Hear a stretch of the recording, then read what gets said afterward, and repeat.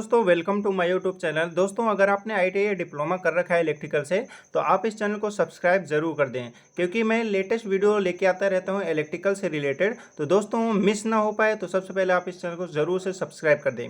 दोस्तों कई बार इंटरव्यू में क्वेश्चन किया जाता है AC करंट से रिलेटेड और DC करंट से रिलेटेड। तो जैसे ही आपसे क्वेश्चन किया जाता है कि AC के बारे में बताओ तो आप क्या है कन्फ्यूजन यानी थोड़ा बहुत नर्वस हो जाते हैं।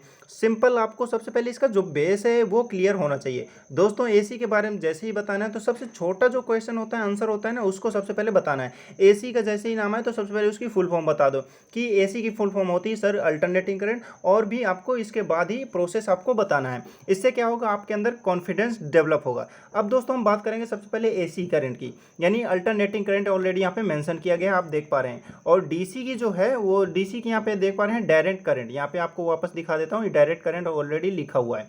अब दोस्तों हम बात करते हैं कि क्या क्या आपको वहाँ पे बताना होता है। दोस्तों सबसे पहले हम बात कर लेते हैं AC की, यानी AC का मतलब क्या होता है सभी को पता हो गया है कि अल्टरनेटिंग करंट होता है। ठीक है, आप कॉपी में अपने नोट डाउन कर सकते हैं। अब इसकी डेफिनेशन कैसे आपको बतानी है या लिखनी है वहाँ पे, तो आपको सिंपल बताना है कि जिस विद्युत धारा का मान और दिशा एक नियत समय अंतराल पर परिवर्तित होता रहे वो हमारा क्या है अल्टरनेटिंग करंट कहलाता है।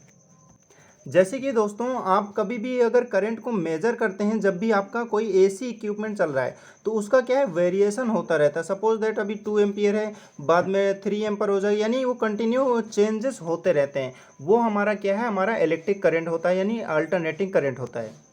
और दोस्तों मतलब जब भी आप इंटरव्यू के सामने जाएंगे तो उसमें क्या है वो क्वेश्चन करता है कि उसकी वेव क्या होती है, AC की वेव क्या होती है और DC की वेव क्या होती है। तो आप यहाँ पे देख पा रहे हैं ये AC की है और ये DC की। AC की जो वेव फॉर्म होती है वो हमेशा साइनोसॉइडल होती है, यहाँ पे देख पा रहे हैं, यानी एक बार पॉजिटिव एक बार नेगेटिव, एक बार पॉजिटिव एक बार नेगेटिव, यानी घटती बढ़ती, यानी वेरिएशन आता रहता है AC में। और DC में क्या होता है ये डायरेक्ट होती है। अगर इसका मान क्या है ना, इसका फिक्स ही रहेगा, यानी 2.5 एम्पियर है तो इसका मान फिक्स ही रहेगा, इसमें कोई भी वेरिएशन नहीं आता। और दोस्तों ये बहुत ही डेंजरस होती है हमारे DC करंट।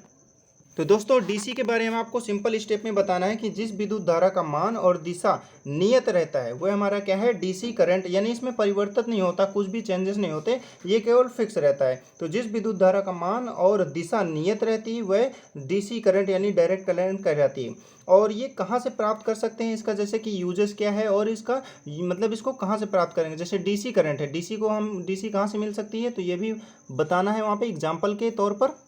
तो जैसे दोस्तों हमारा DC है, DC को कैसे हम प्राप्त कर सकते हैं, एक तो हम सेल से प्राप्त कर सकते हैं, और हमारा बैटरी है इससे भी हम प्राप्त कर सकते हैं, और जो हमारे सोलर पैनल होते हैं इससे भी हम इसका प्रयोग कर सकते हैं, यानी इससे प्राप्त कर सकते हैं। अब दोस्तों बात करेंगे कि जो हमारा DC है इसका यूजेस क्या क्या है, यानी यूज के बारे में बात करें तो जैसे हमारे DC करंट है डायरेक्ट करंट, इसका यूज क्या है।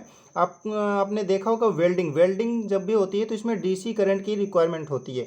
DC हो गया या कोई भी बैटरी चार्जिंग है इसमें भी DC का यूज़ होता है, और जितने भी आपके इलेक्ट्रॉनिक्स इक्विपमेंट है उसमें भी DC का ही यूज़ होता है।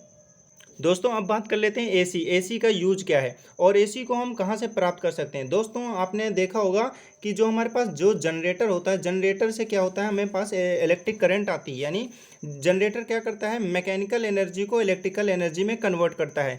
तो जब भी हम जनरेटर यूज करते हैं तो हमारे घरों में लाइट आ जाती है। तो AC को कहाँ से प्राप्त कर सकते हैं, तो सिंपल आपको बताना है AC जनरेटर से हम AC यानी अल्टरनेटिव करंट को प्राप्त कर सकते हैं। AC का यूज हमारे घरों में ही होता है ज़्यादातर, आप देख पाते हैं जैसे कि हमारा फ्रिज चलाना है या कुछ भी ऑपरेट करना है, कोई भी मैकेनिकल एनर्जी कोई भी इक्विपमेंट है उसको ऑपरेट करना है तो AC का ही यूज होता है। दोस्तों ये वीडियो आपको कैसी लगी ज़रूर कमेंट करके बताएं, एंड सब्सक्राइब करना ना भूलें। एंड कोई भी आपको प्रॉब्लम है तो मेरे को कमेंट करके क्वेश्चन भी कर सकते हैं, उसका रिप्लाई आपको मिल जाएगा। तो thank you friend for watching this video, मिलते हैं नेक्स्ट वीडियो पर।